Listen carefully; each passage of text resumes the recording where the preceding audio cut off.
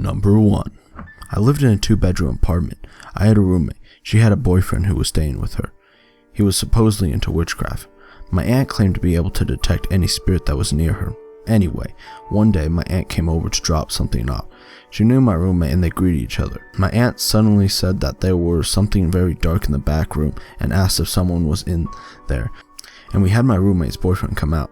He joined us and my aunt soon left. But she later told me that the darkness left the room and followed him. It was all she could do not to attack him when he was standing in front of her. Fast forward a few years, I'm married, still in the same apartment, and my wife's daughter sleeps in the room that the roommate used to. It was late at night and I was in the living room on my computer. My wife was in our room, called me urgently to come in there. She sounded very worried. I asked what was wrong and she said she had a sudden urge to protect her daughter. When she went into the hallway to go into her daughter's room, she felt something cold brush by her. She got her daughter out and then went into our room. After a few minutes, she suddenly told me to turn on the lights because she felt something is there with us. I did, and we couldn't see anything, but my wife closed her eyes and said over and over, "Please go away, please go away, please go away." Finally, she stopped and said that she didn't feel anything there anymore. I told the story to my aunt and she said it sounds like something was definitely there. She came over and said that nothing was there at the moment. Whatever it was, it probably was just passing through. One night last year, I was at the grocery store. My wife's daughter was at her dad's. When I was driving home, my wife texted me just saying hurry. When I got there, she said she was sitting on our bed almost in tears. When I asked what was wrong, she told me that she was doing some laundry, noticed the garbage can didn't have a bag inside it, and went into the hall where the coat closet is where we keep the bags. The hallway connects to the kids' room and our room to the living room. While she was getting a bag, in the corner of her eye, our son's dark room, she saw the figure of a man standing. It startled her enough to make her scream, but when she looked at it straight on, it was gone. Instead, she saw a white orb on the ground above the side of a basketball moving across the doorway, and then it disappeared. Then she felt something cold brush by her, bumping into her even as it went from our son's room towards the living room. She said it was like before, only it was colder, and unlike this time it was like something knocked into her. She went into our room and waited for me. She wanted our son to sleep with us, but she was too afraid to leave the room. It was not like her to be afraid of things like that, especially when she is thinking of the kids.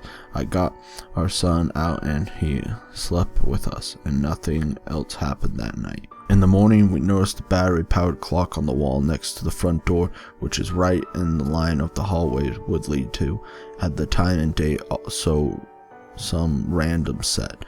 It has been set correctly before those events.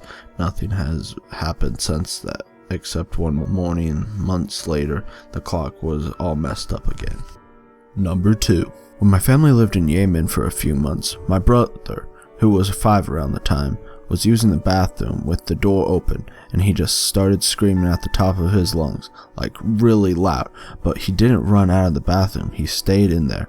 So my mom goes to the bathroom to see what's happening, and he's just sitting on the toilet crying. Once she calms him down a bit, through snuffles he goes, "There was a man without a head walking by." And when he got to the bathroom, he looked at me and his head was in his hands. And he was just really creeped out. Something less creepy happened to me personally, but still sticks with me. When we first moved to that house in Yemen, I was walking to the kitchen. The entire hallway was empty because we didn't have the furniture or anything, and while I was walking, somebody's shoulder bumped me, but no one else was there.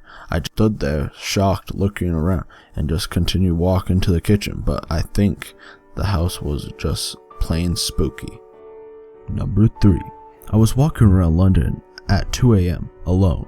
After going out with some friends on a birthday, I walked down some random, somewhat quiet road, which never is a good idea in the city most of the time, and I had two drug addicts kind of laughing in the background coming from behind me. I was spooked as heck since I was 13 years old at the time. Never got over that. Number 4. So whether or not it is my mildly overactive imagination, I used to be convinced our old house was haunted.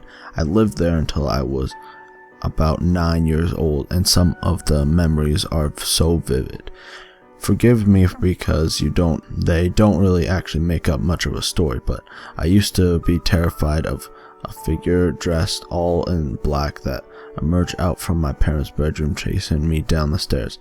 It constantly happened when I was upstairs alone, and I used to run away for fear that he would catch me. I also had visions of some Weimaraner dog chasing me up my stairs. Our bathroom was opposite of the stairs. I used to close the door of the dog before it got me.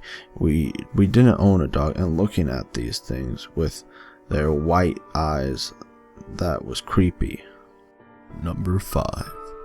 I had plenty of strange experiences when I was younger. As a child, both me and my brother loved our little stuffed animals.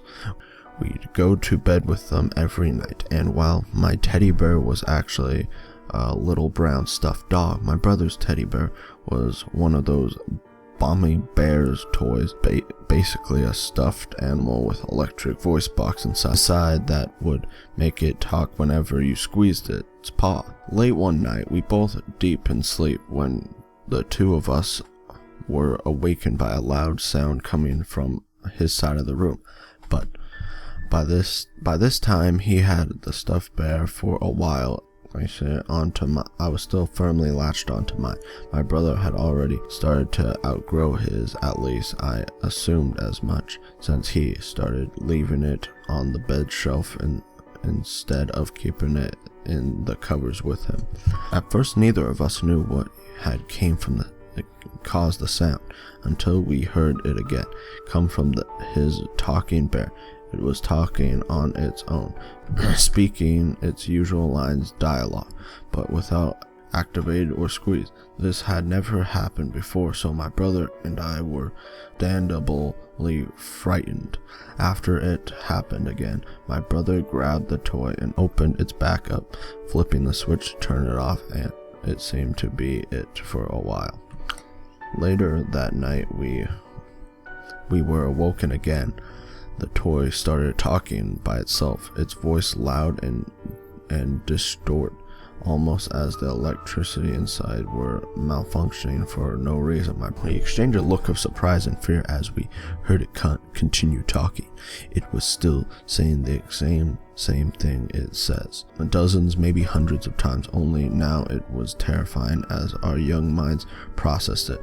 A scary electronic voice emergency for a family friend, talking in the darkness, seeming beyond our control. The voice became more distorted, mostly raspy, when my brother grabbed the toy and shook it through. That did nothing to stop it.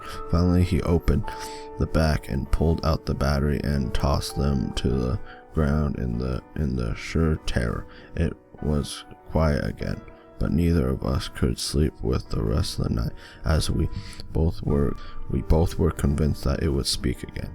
We had never had any trouble with it before that night, and we never had trouble with afterwards, even after putting the batteries back in after the night. Evenly stuffed that toy into the back of the closet where we avoid for the rest of our childhood. And yet, this story is true.